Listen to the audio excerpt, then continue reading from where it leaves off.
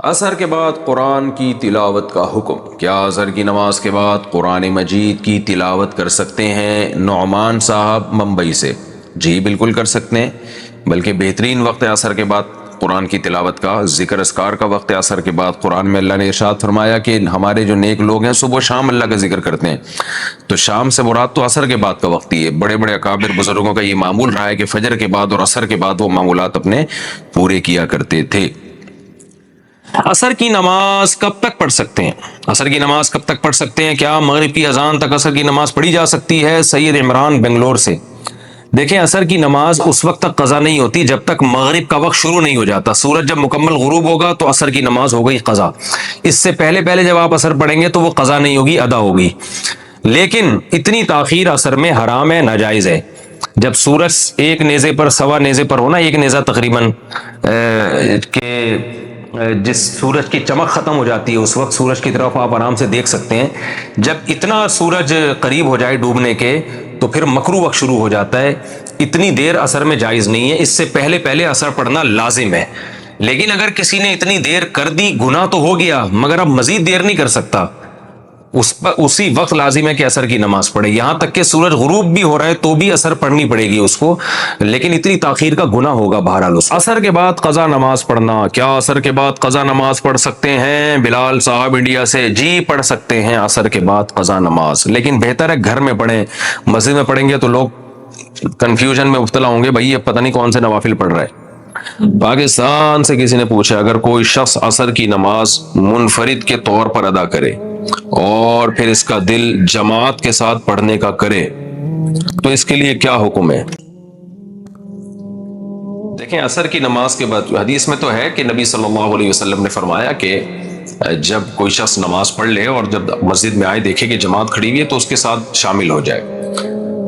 تو لیکن حدیث ہی میں عصر کے بعد نوافل بھی احادیث سے ثابت ہیں کہ نوافل پڑھنا جائز نہیں ہے، الا ماشاءاللہ کبھی کچھ روایات ہمیں ملتی ہیں، وہ نبی صلی اللہ علیہ وسلم کی خاصیت ہے، لیکن عمومی طور پر عصر کے بعد نوافل کی ممانعت ہے۔ تو اس حدیث کی بیس پر اس حدیث کو خاص کیا گیا ہے، تو اس لیے ہم کہتے ہیں دونوں طرح کی حدیثوں کو جب ملایا تو اس لیے فقہا نے کہا کہ عصر کی نماز میں آپ ایسا نہیں کر سکتے، کیونکہ عصر کے بعد نفل پڑھنا جائز نہیں ہے، کیونکہ فرض تو آپ کی پہلی نماز ہے نا جو آپ نے پڑھی ہے، تو آپ جب مسجد میں آئے تو آپ عصر میں شامل نہیں ہو سکتے۔ ہاں ظہر میں شامل ہو سکتے ہیں، ظہر آپ نے گھر میں پڑھی، مسجد میں آ کے دیکھا کہ جماعت کھڑی ہوئی ہے تو دوبارہ شامل ہو جائیں۔ یہ دوسری نماز آپ کی نفل ہوگی اور آپ کو اللہ نے چاہا تو انشاءاللہ جماعت کا ثواب بھی مل جائے گا۔ عشاء میں بھی آپ نے ایسے ہی ہوا، گھر میں اگر پڑھی ہے، بعد میں مسجد میں آ کے دیکھا کہ جماعت کھڑی ہوئی ہے تو پھر جماعت میں شامل ہو جائے۔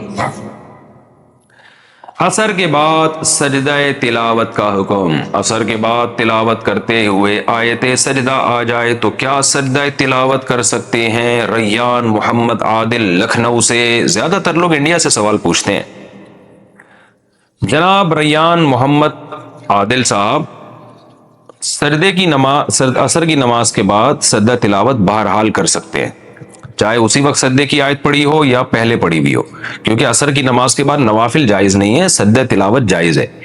البتہ جب مکروہ وقت شروع ہو جاتا ہے، جو انڈیا پاکستان میں سورج غروب ہونے سے 15 منٹ پہلے، تو اس مکروہ وقت میں پھر آپ کے لیے سجدہ تلاوت بھی جائز نہیں ہے۔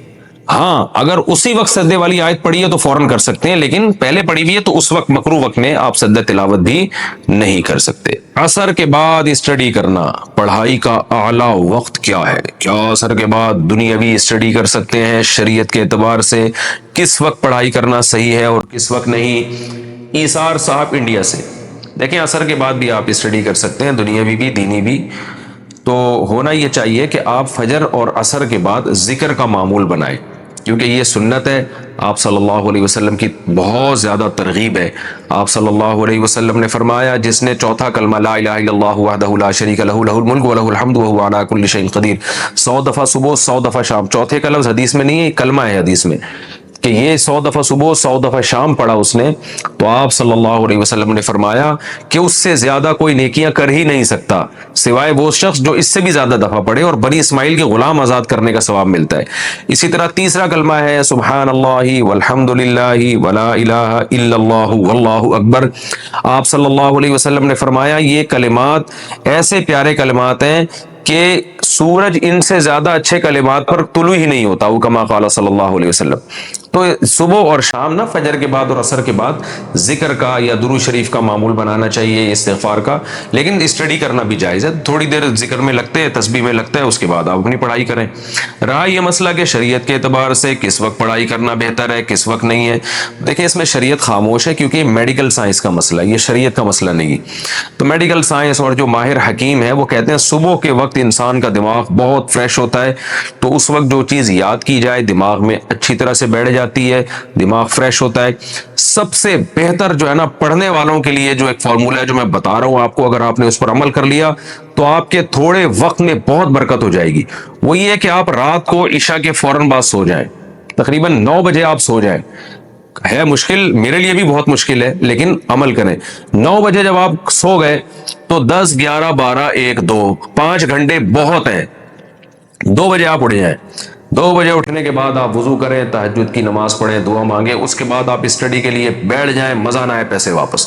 اتنا فریش دماغ ہوگا آپ کا، اور اتنے کم وقت میں آپ بہت اچھا کام کر سکتے ہو، اسٹڈی کر سکتے ہو. آپ جو ہے وہ حافظہ آپ کا اس وقت بہت تیز ہوگا، اور صحت بہت اچھی ہونا شروع ہو جائے گی.